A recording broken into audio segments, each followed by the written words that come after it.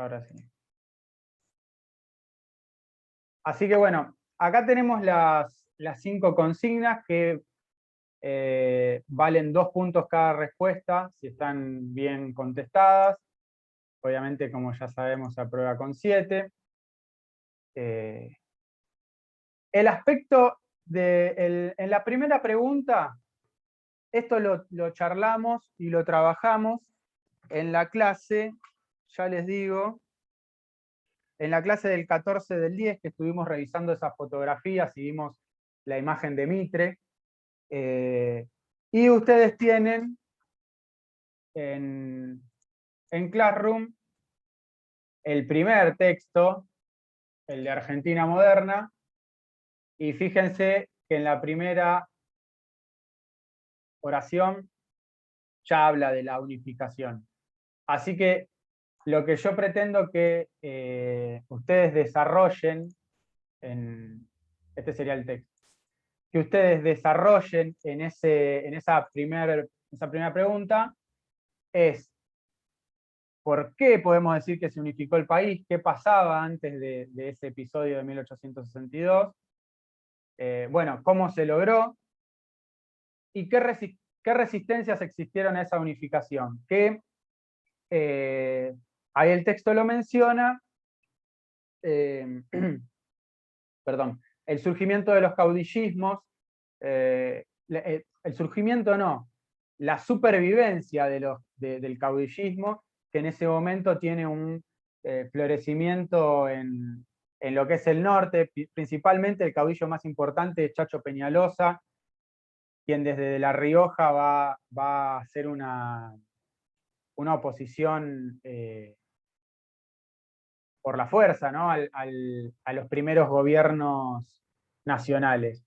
Así que esa es una de las resistencias, obviamente. Después, más adelante, va a venir una resistencia de otro caudillo entrerriano que se llamaba López Jordán.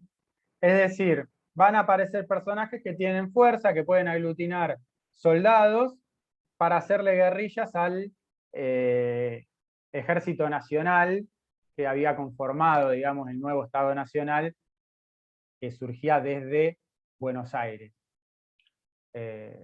Así que por ahí va esa pregunta, hablar de que después de la batalla de Pavón se unificó el país porque se logró armar una constitución que abarque a todo el territorio.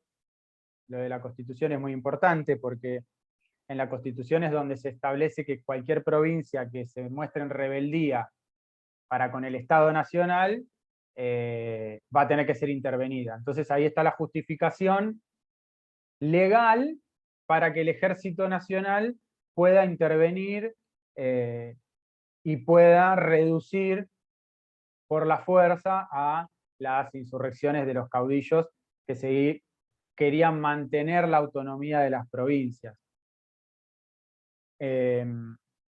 Así que bueno, esa es más o menos la pregunta 1.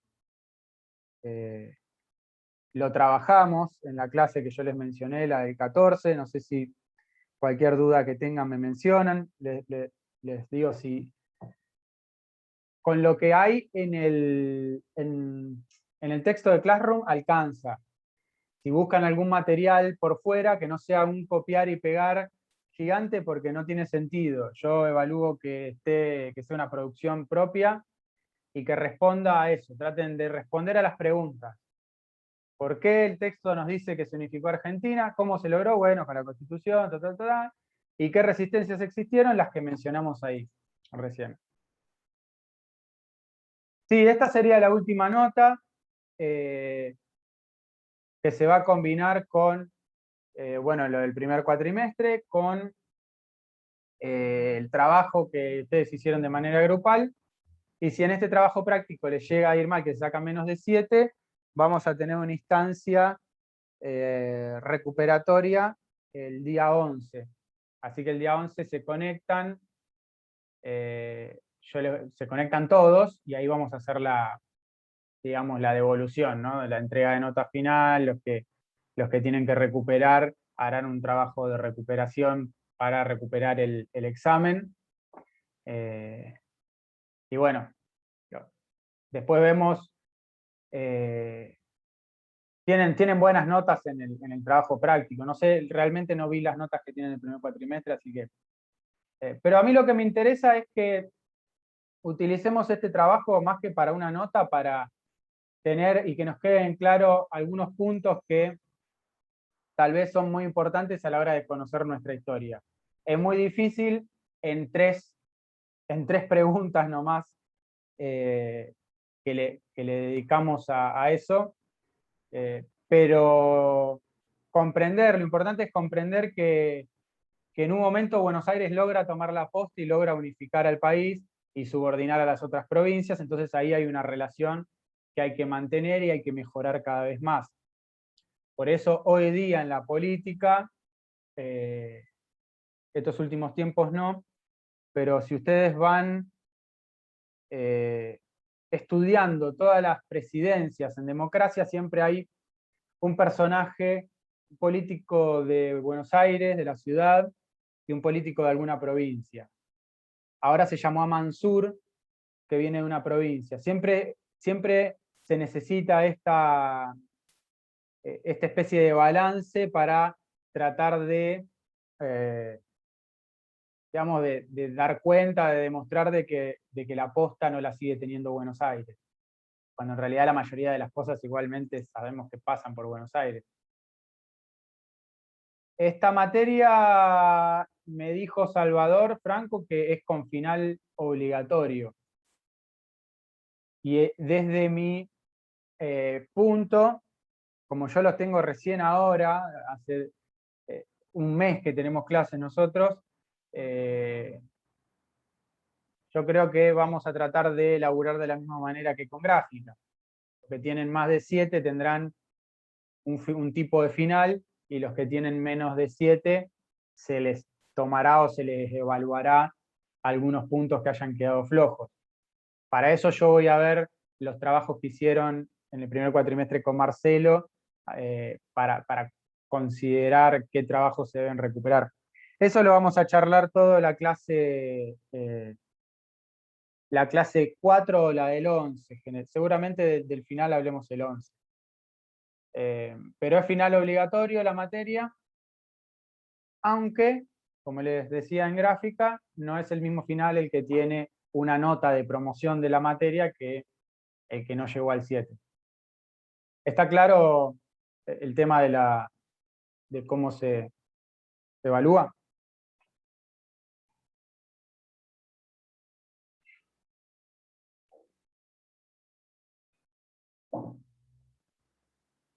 Bueno, seguimos.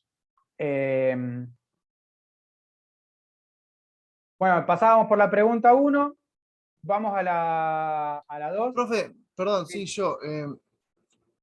En la sí. materia, esta es la materia que tenemos que es cuatrimestral, entonces tiene final obligatorio, estaba diciendo. Sí, problemas sociales tiene final obligatorio, me lo dijo Salva ayer, salvo que se haya confundido de materia. Si quieren se los averiguo. ¿A ustedes les había No, dicho Marcelo? no, porque justo usted, no sé si, bueno, usted, no sé si usted o decirte vos, pero bueno, ayer o la clase pasada nos había dicho que como eran, no, final, si nos dijo, como es anual la materia siempre tiene final obligatorio, y esta como es cuatrimestral me parece medio raro. Ya que anteriormente, justamente con Marcelo, tuvimos materia que era la de historia general, no me acuerdo, y no tuvo final obligatorio, o sea, no tenía final, por eso pregunto. Ah, bueno, les voy a averiguar. A ver, yo lo veo marcado todo, incluso, claro, porque ustedes tienen dividido esto que es problemas sociales, que yo estoy abriendo acá el Classroom, en el primer cuatrimestre fue historia. Claro, claro. Ustedes lo Claro, tienen pero como si fueran dos era otra materias materia que distintas. nada que ver, sí. Claro, bueno, ahí estamos. Entonces aquí hay un error de logística, digamos, de comunicación. Bueno, déjenme que les voy a averiguar. Les voy a averiguar porque a mí me dijeron que es con final obligatorio la materia. Así que No, a nosotros en ningún momento se nos dijo que había final en esta materia. Yo tenía entendido que, que bueno, se las promociona. Claro, que eran las anuales, como es la de Finazzi, que es lenguaje periodístico, y como lo era la que Gráfica, teníamos radio. periodismo gráfico. Claro, radio también, por eso no estaba enterado. Bueno, no, les pido disculpas y ya les digo que yo lo averiguo hoy mismo y les envío un mensaje al WhatsApp para que tengan en claro eso. En el caso de que sea promocionable la materia, tienen que sacar 7 para promocionarla. Y bueno, ahí con más razón se justificaría el hecho de los que necesitan un trabajo, realizar un trabajo si les va mal en este examen, porque el primer trabajo práctico lo tienen todos aprobado. Así que yo les menciono, digamos, les pregunto a ISPED hoy mismo, y a la tarde les confirmo, quédense tranquilos. Así que bueno, igualmente no nos va a venir mal hacer este repaso que consideré ubicar en el examen, eh, porque son temas que, como les decía, nos lleva a nosotros poder visualizar la realidad del panorama político de una mejor manera. En la pregunta 1 nos ayuda a entender cómo se da la relación entre Buenos Aires y las provincias aún hoy en la actualidad. Muchas veces las provincias eh, se demuestran celosas del poder que emana de Buenos Aires, y muchas veces también el partido que quiere disputar una campaña a nivel electoral debe conseguir crear una red a nivel nacional y crear una red a nivel provincias para poder acceder a la gobernación. No quiere decir de que simplemente con ser un partido fuerte de Buenos Aires pueden acceder. O sea, eh, ahí se necesita una construcción política a nivel nacional inevitablemente, más allá de que muchas veces jefes de gobierno porteño han llegado a la presidencia, ¿no? Pero bueno, a través de construcción nacional o alianza. Entonces, la relación Buenos Aires y restos de la provincia, o relación Buenos Aires interior. Esa es la intención de la pregunta número 1. Y la pregunta número 2 me parece muy interesante, porque nosotros hoy día seguimos discutiendo y seguimos teniendo una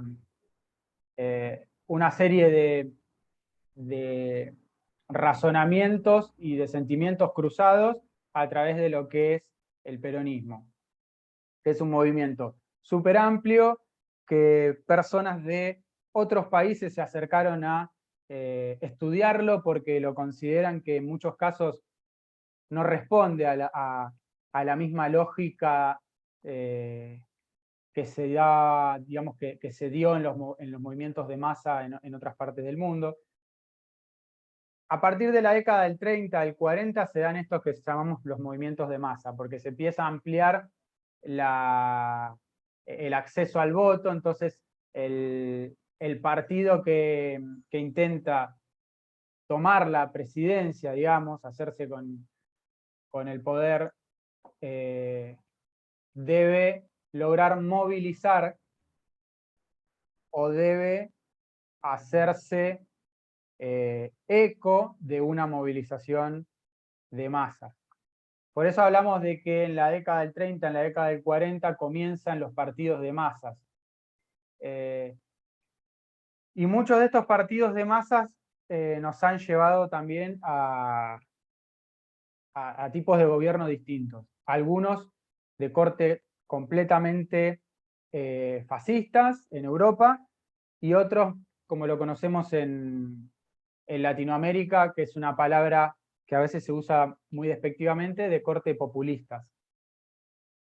Entonces me parece importante estudiar y tratar de ver cuáles fueron esas medidas del primer peronismo, ¿no? El que gobernó entre el 46 y el 55, están acá fíjense que en este material que subió Marcelo, que trata de abordar las cuestiones que uno puede considerar más importantes, digamos, que tenemos que tener en cuenta a la vez de hacer un análisis. Después uno puede aplicarle una valoración o no, y cada uno tendrá su propio análisis, ¿no?, de la cuestión. Pero aquí tenemos características: política redistributiva, salarios en incremento, política social que completó la protección al trabajador en caso de enfermedad, accidente, embarazo, despido. Estas cuestiones son cosas que sucedieron y después cada uno le dará la valoración y creerá si se podía haber hecho de una forma u de otra. Lo mismo que esto de las instituciones, lo que yo le digo. Los partidos de masa en algunos lugares de Europa tendieron a regímenes totalitarios que anularon la democracia. Acá en el caso del peronismo se vio, como dice este texto, el gobierno limitó las competencias del Congreso y privó a la justicia de su autonomía, trató de reducir su influencia, bueno, trató de avanzar sobre los medios de comunicación, pero de ningún modo podemos caer en la falacia interpretativa de considerar a ese primer peronismo como parte de un movimiento con tintes fascistas. Obviamente que esas ideas llegaban a todas partes, por eso lo que comencé a decir al principio. Mundialmente siempre todos los movimientos y los procesos se van replicando. Lo que es tendencia, digamos, en Europa se exporta, lo que es tendencia en Europa se exporta a los sitios de periferia. Los partidos de masa también no fueron la excepción y se exportaron, y muchas veces los partidos de masa derivaron en un determinado régimen. En este caso derivaron en este tipo de régimen que es el populismo, que nos suscita un montón de discusiones. Pero lo tenemos que entender como que es una democracia, pero está muy al borde, muy al límite. Es decir, juega al límite con los valores democráticos, que son lo de promover libertades en el Congreso, lo de promover un espacio amplio a nivel educativo. De ninguna manera podemos decir que es un régimen, que es un totalitarismo, lo que sea. Por eso les decía, tenemos las características políticas. Eso es puntualmente ahí algunas de las características políticas. Eso es lo que nos pide la respuesta.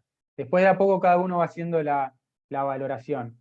Lo mismo que es otro aspecto, que es la reforma constitucional del 49, en el cual posibilita la reelección.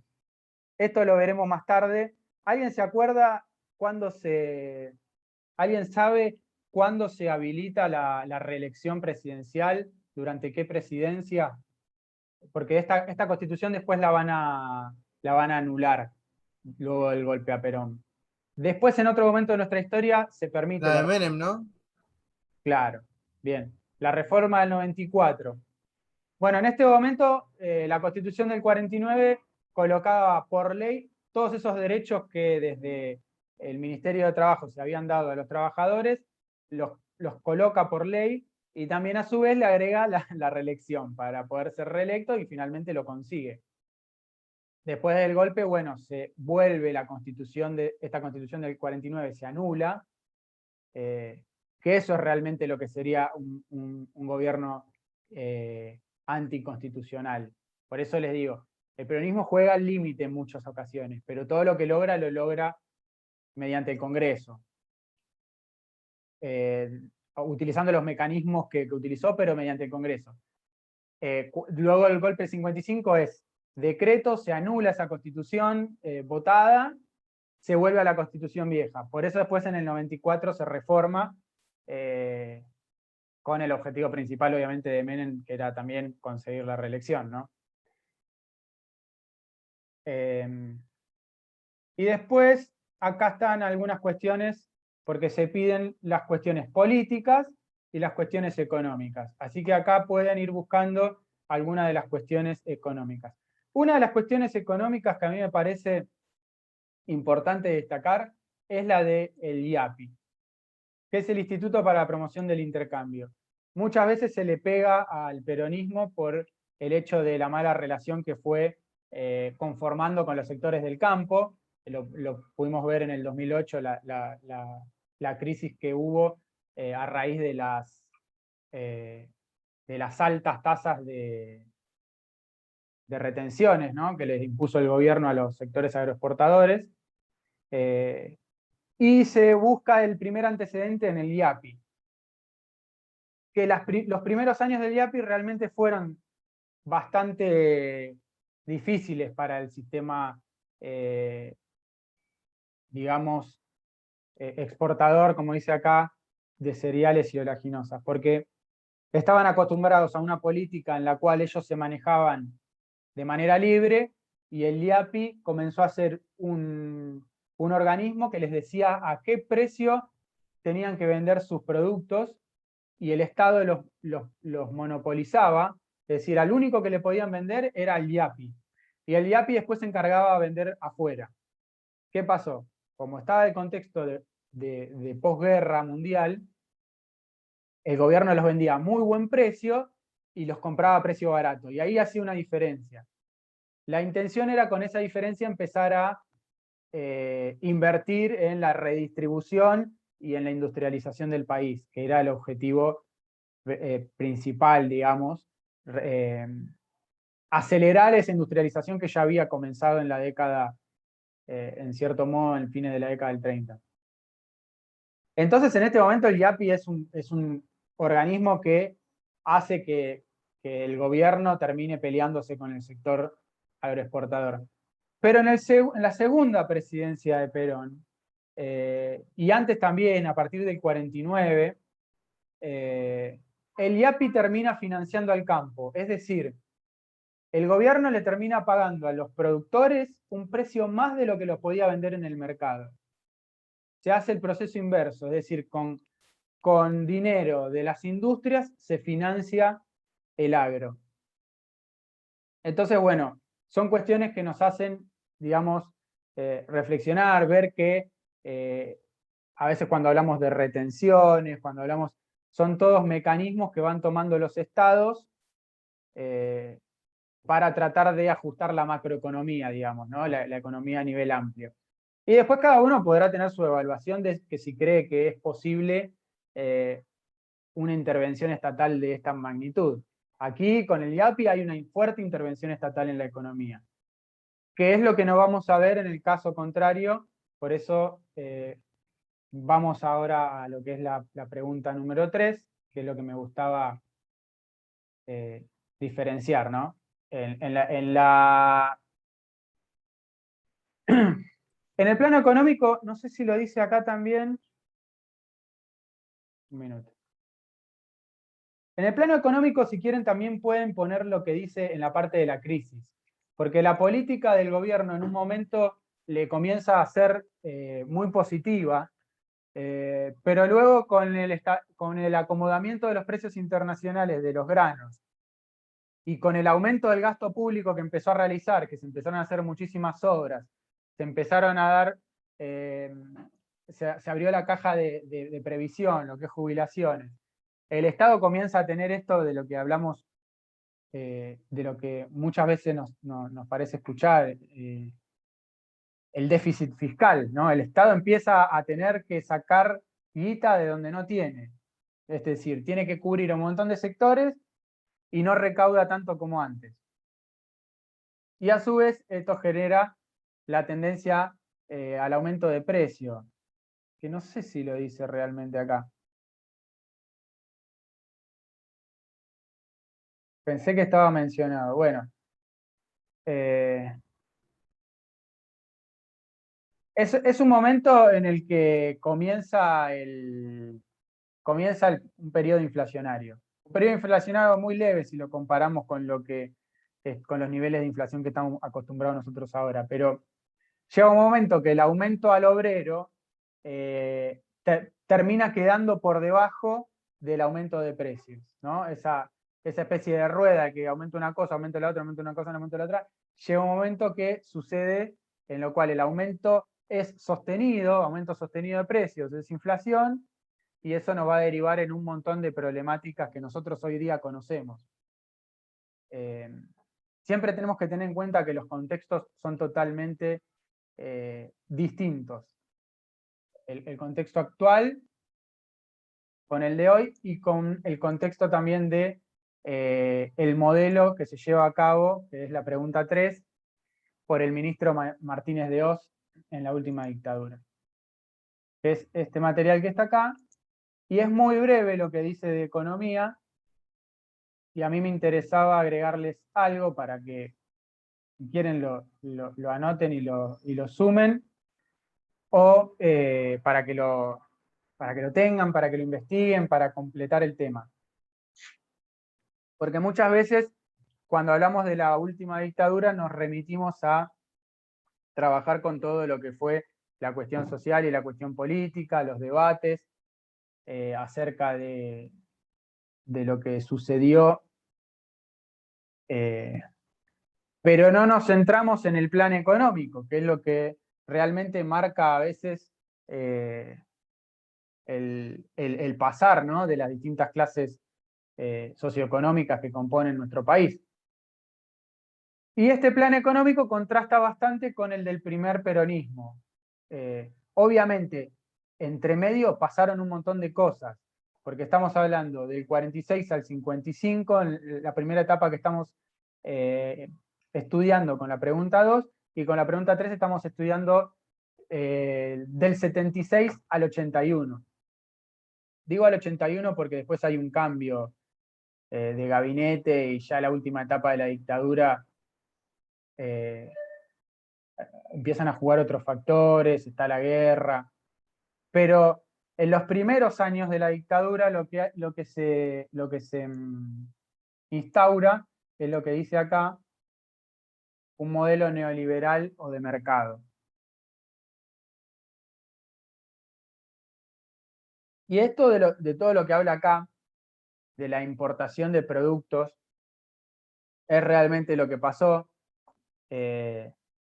Imagínense que nosotros teníamos tenemos un país que en un momento en el que se empieza a industrializar, se llega a una industria para el consumo doméstico. No tenemos una industria que exporte, sino que tenemos una industria para el consumo doméstico. Ahora, si el consumo doméstico empieza a ser de productos importados, obviamente vamos a conseguir quizá productos más baratos, pero vamos a perder puestos de trabajo. Porque ¿qué pasaba? Que lleguen productos más baratos, en vez de incentivar a los empresarios locales a que logren producir más barato, lo que lograron fue que se fundan las empresas, que lleven la plata a otra parte, que muevan el capital a otro lado. Entonces se da una apertura económica, se libera, digamos, por eso se le dice a este modelo, que no es un invento, no es algo que haya pasado acá, sino que se instala en todo el mundo a partir del año 73, 74 aproximadamente, en diversos países de distinta manera. Lo que propone este modelo es una apertura de la economía. Entonces, se desregula el mercado, se permiten que ingresen inversiones extranjeras y productos extranjeros. Ahora, se aumenta también la tasa de interés, y cuando aumenta la tasa de interés, ¿vos qué haces con la plata? En vez de ponerla a trabajar, la pones en un banco que te da interés. Eso hace que la plata deje de circular, que no haya inversión. Si no hay inversión, no hay industria. Y otra cosa que es lo que sucede es que no se pone ningún tipo de cepo al dólar, ¿no? Entonces lo que se da es una fuga de capitales, como se le dice. El, el dólar, como ahora que nos pasa de que no tenemos, por más que pongamos el cepo, el gobierno no puede retener la cantidad de dólares, de dólares que se van, siempre más que la que ingresan. El cepo no nos termina de dar la solución. En este momento, no haber puesto el cepo fue combinado con la apertura financiera, fue motivo de que se nos fuguen un montón de dólares. Entonces, realmente lo que sucedió es que después en determinado momento, con la vuelta a la democracia, la inflación se disparó por el aire y el modelo nos llevó a un momento de crisis por el hecho de que todos esos puestos de laburo que se habían perdido era difícil de recuperar por la tremenda desindustrialización que se había dado en el país. Después otra cosa que sucede es que aplica una tabla de valores para el dólar, que es conocida como la tablita de Martínez de Oz, que propone una paridad cambiaria fija, como ahora que el gobierno dice el dólar vale tanto, ¿no? ¿Qué pasa? El dólar que dice el gobierno vale tanto no es el que en realidad vale, porque uno ve que el dólar blue se va a un montón de precios, se va a un precio mucho más elevado. Es decir, a veces decir el dólar vale tanto es difícil de mantener. Como lo que sucede luego con Menem, que hace la convertibilidad del 1 a 1, hasta que en un momento, cuando ya no se puede más, ya se sabe que el dólar vale más que un peso, no se puede contener porque el mercado funciona de esa manera, y terminan haciendo la devaluación, que en primera instancia creo que fue 3 a 1, después de la crisis del 2001. Entonces, lo que sucede con esta tabla es que propone un valor de dólar que va a ir subiendo de a poquito según lo que dice el ministro con esa organización. Pero lo que sucede en la realidad es que nuevamente el peso se devalúa más de lo que sucedía, de lo que decía. Pero a su vez también el gobierno te vendía dólares. Es decir, no había ningún tipo de cepo. Vos podías ir y comprarle dólares al gobierno. Imagínense que ahora nosotros con la disparidad cambiaria que hay, el gobierno nos permite comprar la cantidad de dólares que querramos. Vamos, compramos al precio que nos dicen, que ellos dicen que vale 100, y lo vendemos al doble en el mercado. Es decir, hay medidas que tienen que ir en conjunto. Si vos ponés una paridad fija y el precio del dólar realmente no es eso, inevitablemente le tenés que poner el cepo, porque si no le pones el cepo pasa lo que pasó en este momento, y esto no es justificar a lo que se hace en este momento con la economía, sino evaluar cómo van en conjunto las medidas. Así que bueno, esa es la situación que me gustaría que escriban, fundamentalmente lo que está acá, que es la síntesis económica y cómo repercute a los trabajadores, ¿no? El hecho de que aumente el desempleo, pero tener inmovilizada la clase obrera, hace de que el obrero no pueda, digamos, expresar su descontento por la situación de los salarios. Así que bueno, nos va quedando un minuto, nos vamos a conectar 5 minutos más, ahora cuando se corta le paso el nuevo link para terminar de repasar brevemente las dos preguntas que nos faltan, así pueden tener bien una idea de lo que se pide en el examen. Cierro la comunicación un toque y les mando el nuevo link y los espero para cerrar la clase.